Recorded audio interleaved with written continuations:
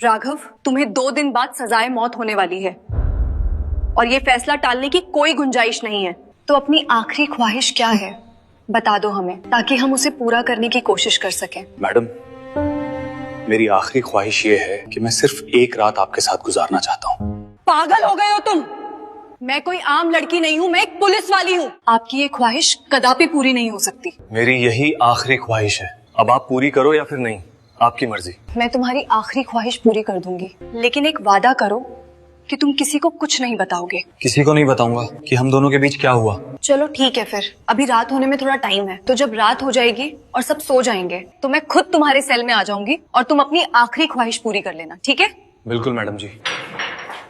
नमस्ते दोस्तों, मेरा नाम किरण है और मैं 30 साल की लेडी इंस्पेक्टर हूँ।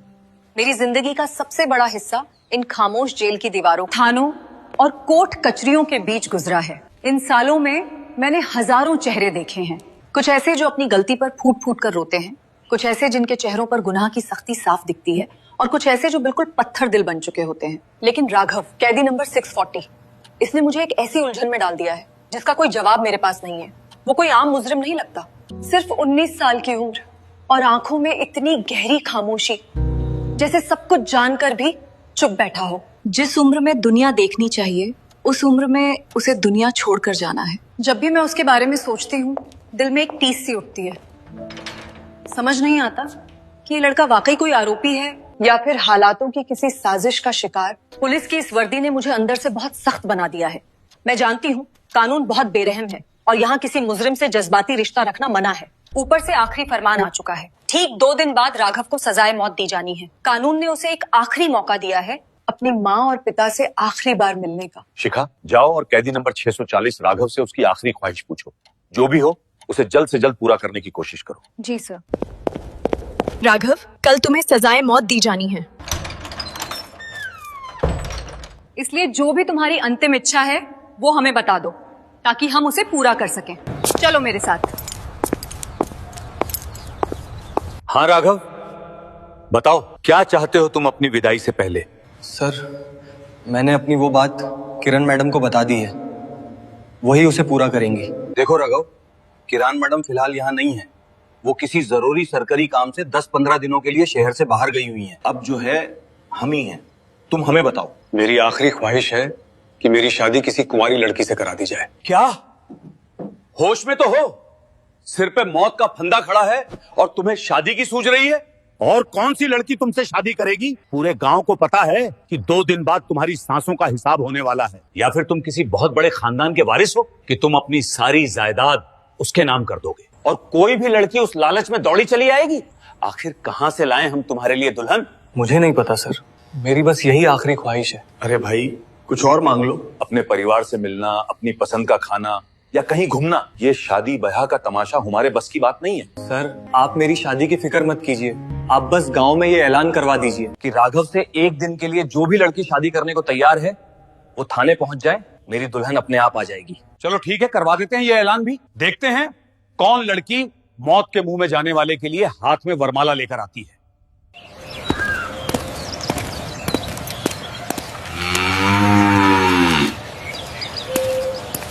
सुनो सुनो सुनो, तमाम गांव वालों को सूचित किया जाता है कि कैदी नंबर 640 राघव को कल सुबह कानून के आखिरी फैसले का सामना करना है। उसकी अंतिम इच्छा है कि वो किसी कुंवारी लड़की से निकाह करना चाहता है। अगर कोई भी लड़की अपनी रजामंदी से राघव की दुल्हन बनना चाहती है तो आज शाम तक थाने पहुंच जाएं। लो राघव, पूरे गांव में ढिंढोरा पिटवा दिया, 4 घंटे से ज्यादा बीत गए लेकिन अभी तक तो कोई नहीं आया। वो आ जाएगी मैडम, बस थोड़ा सब्र रखिए।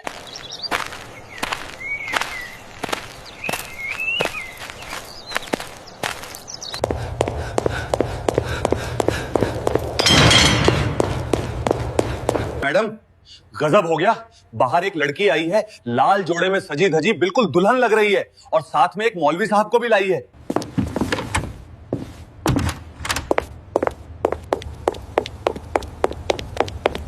सर, पता नहीं कौन इतनी पागल लड़की है जो राघव से शादी करने के लिए आई है। चलो चलकर देखते हैं कौन लड़की आई है। मौलवी साहब, ये सब क्या माजरा है? कौन है ये लड़की और आप इसे यहाँ क्यों लाए हैं? साहब, ये बच्ची खुद मेरे पास आई थी। इसकी एक ही रट है कि इसे कैदी राघव से निकाह करना है। तो क्या आपने इसे बताया नहीं कि कल सुबह राघव की सांसों की डोर कटने वाली है? साहब, मैंने इसे जहन्नुम और जन्नत दोनों की बातें समझा दी, पर ये मानी ही नहीं। आप खुद आजमा के देख लीजिए। बेटा, तुम जानती हो ना कि आज की रात उस लड़के की आखिरी रात है। फिर क्यों कर रही हो ये सब? मैं जानती हूँ सर, लेकिन मैं उससे बेइंतहा मोहब्बत करती हूँ। मोहब्बत अपनी जगह है बेटा, लेकिन ये पागलपन है। वो कल दुनिया छोड़ के चला जाएगा और तुम ताउम्र के लिए अकेली रह जाओगी। इसीलिए तो सर, उसके जाने से पहले मैं उसकी ये आखिरी आरज़ू पूरी करना चाहती हूँ। मैं चाहती हूँ कि वो दुनिया से बेसहारा होकर ना जाए। अजीब जिद है तुम्हारी। ठीक है, जैसी तुम्हारी मर्जी। आ जाओ अंदर।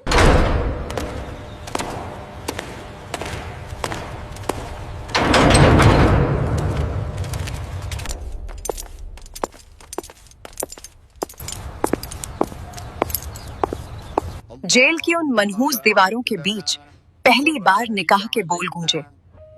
मौलवी ने रस्में पूरी करवाईं।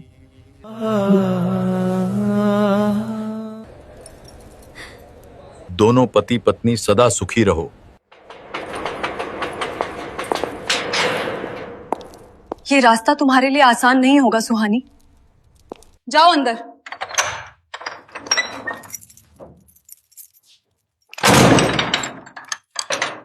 चलो, अब इन्हें अकेला छोड़ देते हैं।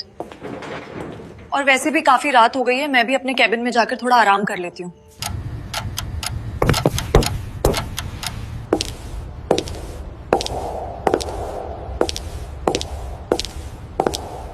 शिखा, उठिए। सुबह हो चुकी है। जाओ जरा देखो हमारे नए जोड़े का क्या हाल है, और उस दूल्हे को तैयार करो, उसकी विदाई का वक्त हो गया है। जी सर, मैं अभी देखती हूँ।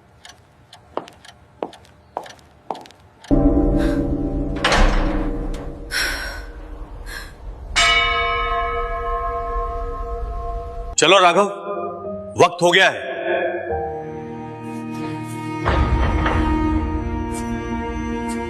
सुहानी, सुहानी, तुम यहां? और राघव कहां है? वो भाग गया सर, उसे मैंने भगा दिया। तुम पागल हो गई हो? तुम्हें पता है इसकी सजा क्या है? और तुमने एक मुजरिम को क्यों भगाया?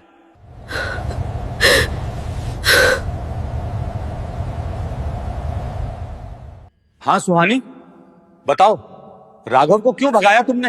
वो मुजरिम नहीं था सर, मुजरिम मैं हूँ। 2 साल पहले वो कत्ल राघव ने नहीं, मैंने किया था। वो तो बस मुझे बचाने के लिए जेल आया था।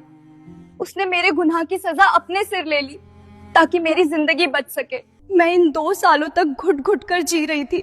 जब मुझे पता चला कि मेरे गुनाह के लिए उसे फांसी हो रही है, तो मैं खुद को रोक नहीं पाई। मैं दुल्हन बनकर इसलिए आई थी ताकि अपनी जगह उसे आजाद कर सकूं और अपना गुनाह कबूल कर सकूं। तो दोस्तों, ये कहानी उस कड़वे सच का आईना है, जहां असली गुनहगार बाहर आजाद घूमते हैं और बेगुनाह जेल में सड़ते हैं। सबकी किस्मत राघव जैसी नहीं होती कि कोई सुहानी आए जो खुद सजा कबूल कर उसे रिहा करवा दे, वरना आज के दौर में तो लोग अपना गुनाह छुपाने के लिए अपनों की ही बलि चढ़ा देते हैं। आपकी क्या राय है? कमेंट में जरूर लिखें। कहानी पसंद आई हो तो लाइक करें और चैनल को अभी सब्सक्राइब कर लें। ये कहानी और पात्र काल्पनिक हैं। ये चैनल किसी भी अपराध का समर्थन नहीं करता। इसका उद्देश्य केवल मनोरंजन और त्याग की भावना को दर्शाना है। धन्यवाद।